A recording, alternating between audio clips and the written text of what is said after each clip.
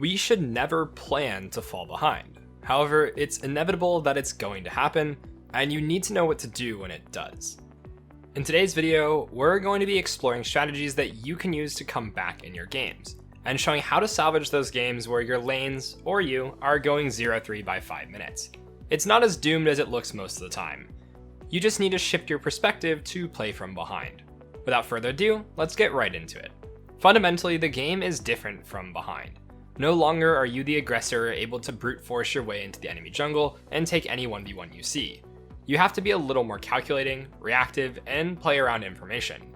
We've selected the most important core concepts and takeaways that you should remember when you happen to mess up early, the first of which is opposite side play. Essentially, this just means avoiding the enemy jungler or the person who happens to be troublesome on the enemy team. In this game, I'm playing Kindred and get caught in a 2v2 where I die. Obviously, this is a mistake and I shouldn't have gone for the crab, knowing that Nocturne could be sitting in the bush. However, the game isn't doomed, and now I'm going to look to take advantage of the fact that I know where he is now. On the first clear, I know that Nocturne pathed up, went to crab, and then came to the bottom crab. This means that his second rotation of camps will respawn in the same order, making him unlikely to be topside at this moment. I decided to ignore camps right now and rush to top to make a play while the information that I have on him is still valid. If I were to wait, it gets harder and harder to figure out exactly what he's doing, and I'll have to wait to see him on map again for more information.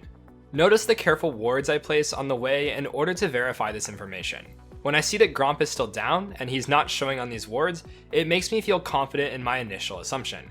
We successfully dive top lane, and with the new numbers advantage, we're able to force another play. I instantly go from getting double crabbed and killed to being ahead, all through one single idea. When you die, it's obviously not great, but the first question you should ask yourself is what advantage do you have that you can capitalize on? The first is usually information, and the other is usually tempo. Early on, death timers are extremely short, so even though the enemy may get gold for killing you, it really doesn't do anything unless they base. And for the most part, you'll be able to go by and be on map quicker since your death timer is shorter or about the same as a recall, and it's unlikely that the enemy will immediately base to counteract your play. This is a very short window that you can look to abuse whenever you fall behind, just like I did in this game. Before we get on to our next example, we just want to make sure you know where our guides come from. Check out our hyper improvement system at SkillCapped.com. We have professional courses by the top players, Smurf commentaries where a challenger player walks you through how to climb out of every rank from Iron to Diamond, and we upload tons of new exclusive guides to our website each week. In fact, we're so confident you'll improve using our system that if you don't climb at least 5 divisions while actively using SkillCapped, you can claim a full refund, so there's no risk. What are you waiting for? Check out SkillCapped.com and get the rank you've always wanted. Link in the description below. Let's take a look at a game from pro jungler Armao to see how he applies this same concept, except for when his lanes are losing. The enemy mid laner picks up 2 kills at level 1, and then another kill very early on into the game. It's not expected at this point for Rumble to have prio in his lanes, so he's just going to avoid Zoe as well as the enemy jungler like the plague. Instead of trying to contest the crab, he runs all the way across the map to the other side, and then looks to play onto bot lane. Initially, he had probably hoped to contest top crab because Jace would likely have prio, but changing your game plan is critical when things don't go as expected. From this point onwards, he is never going to play around mid, or even bother contesting a dragon that his team knows about. Zoe continues to pick up kills throughout the game, but notice how he never goes around mid at all during this section. He got his bot lane ahead earlier, and he's just going to hug the lane that's strong and make sure they continue to be strong. There's 2 main takeaways that we should get from this game. 1. Play around the lane that is winning. It doesn't matter if your mid lane is 0-3 if your bot lane is winning just as hard. Trying to salvage a losing lane is one of the worst ways to play the game. If you try to help them out, it's likely you'll just get double killed and make the situation even worse. Additionally, you stifle your own proactivity. It's much easier to make aggressive plays when you're just not around the people on the enemy team who are strong, or when you play around teammates that are ahead of the curve. 2. Learn to give up objectives. You don't have to contest everything. Objectives exist for the enemy team to bait you into a fight that they win. Sure, you might lose a dragon, but it's better to lose the dragon and farm up than to lose the dragon, your life, and the ability to farm. Pro players are good, but they aren't perfect, and Armao actually makes the exact mistake that he managed to avoid earlier. Thresh and Armao try to rush a play onto the enemy Viego to contest the Rift Herald. But he barely manages to slip away, and the monstrously strong Zoe wanders over and the situation just gets worse. This is a perfect example of how punishing it can really be when you don't avoid the strong members of the enemy team, and it's easy to say in hindsight that he should have not gone for the contest at all. A very good idea you can use is to just look to trade objectives. Obviously this last clip, Dragon was down, but let's imagine a game where both objectives are up. A key concept you need to realize are the goals of both teams. Let's say that the enemy team is ahead by 2,000 gold early on into the game. Their job is to take that gold lead and snowball, building upon it to expand the lead to 3,000, 4,000, and so on until the lead is substantial enough to end the game. The team that's behind wants to stabilize. They don't need to actually win any fights early on, they just need to stifle the enemy's ability to snowball theirs.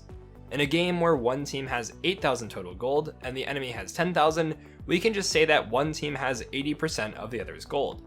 If that gold lead doesn't snowball, the percentage will continue to get closer and closer until you reach 6 items and it just doesn't matter anymore.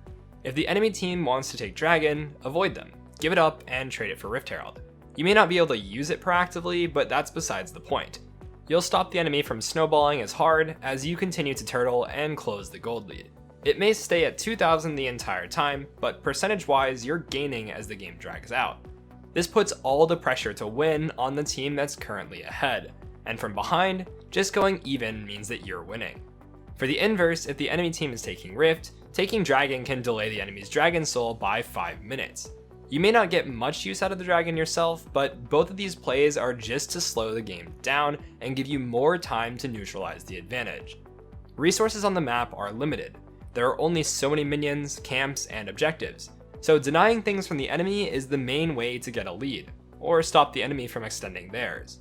Let's just take a look at a platinum replay where our jungler's laner dies pretty early on. Vi is busy farming wolves while Nocturne kills Nico. While she does manage to get a return kill, Nico is obviously going to be behind from this interaction, so we might run into some issues later down the line if mid lane gets out of control, and obviously we would prefer if Nico had just lived here. However, an incredibly useful tip for when your laners die is to just take their resources.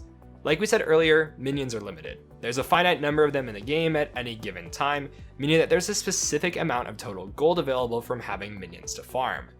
If Nico isn't able to get them, you can at least take them for yourself so your team doesn't start to lose out on overall gold. You're just shifting resources from being more evenly spread to one person instead. Vi should have taken midwave here to get gold for herself, as well as an extremely large amount of experience. You can really snowball a game with a level advantage from jungle, as if laners get ahead, they pretty much make one person's life miserable, but a jungler can impact the entire map. Instead, she takes the bottom crab that would have been there anyways for her to get if she had pushed in the wave and then gone to crab. This is an extremely common mistake where junglers prioritize their own camps as well as crabs instead of getting the resources that are more finite. Camps remain until someone clears them. Waves will die on their own. In order of importance, waves will just come first before jungle camps 99% of the time. This goes for later in the game as well. In lower elos especially, teams will often just ARAM mid and group up way more than they need to. When you're behind, you want to avoid fighting, so going to a side lane to literally just freeze a wave for 5 minutes, even as a jungler, is a perfectly viable strategy to catch back up. Again, remember that minions are finite. If you're freezing, the enemy isn't getting resources from that wave, and you're consistently getting 2 waves every minute. When you math that out, it's roughly a 240 gold increase every minute. Considering kills are worth 300 gold, that's a pretty significant amount, and it puts a lot of pressure on the enemy team to force something of equal value. Laners should obviously be doing this, but more often than not, they won't, and will leave the resources for whoever wants to go pick it up. Don't be the player who ignores side lanes and lets 480 gold just disappear from the map every minute. Speaking of side lanes, we have another extremely important concept. Weak side and strong side are terms that are used to delegate which side of the map has more strength at any given moment. Common examples would be like 3 people being topside while the enemy only has 2, or your really fed laner 1v1ing the not so fed enemy laner. In general, you need to identify which side is more likely for a play to work out on, and play for that side. This relates back to not playing around your losing lane, but it also goes a bit beyond that since you should be looking at things like numbers advantages as well. Shuffling team members around the map to get a 4v3 or some advantaged fight can be huge for actually coming back. In this Platinum example game, Nocturne and most of his team haven't had the best start, but his rise, however, is 3-1, being the only beacon of hope. Once he respawns from this death, you'll notice that he goes bot side, towards his lane that's not doing too great. Instead, he easily could have pathed towards top side to help Rise while he's attempting to push and bully out the enemy Vladimir. While Rise does end up actually outplaying, it's not hard to see that it was extremely close, and if Nocturne was here, it was probably a guaranteed double kill. Morgana made the mistake of playing into her weak side, and Nocturne simultaneously made the exact same mistake, getting nothing on the other side of the map. This is in Platinum, and it's a mistake you'll see even higher up the ladder all the time. Identifying who you need to play around helps drastically when you're trying to come back from a deficit. And oftentimes you'll have at least one person on your team that you can try to play around even in losing games. It just may not feel like it sometimes because you've spent your time playing to the wrong lane. These are just some core concepts that you can use to help recover from a deficit. But remember that every game of League is going to be different, and finding the solution that best fits your game is always going to be ideal. Build upon and improve these ideas to fit the needs of your own team. And remember, if you want to improve fast and get the rank you've always wanted, then check out SkillCapped.com, link in the description below. Otherwise, you know the deal. Make sure to like, subscribe, and hit the bell icon to get more premium guides with one goal in mind, helping you become a better player. We here at SkillCapped want to thank you for watching, and we'll catch you in the next one.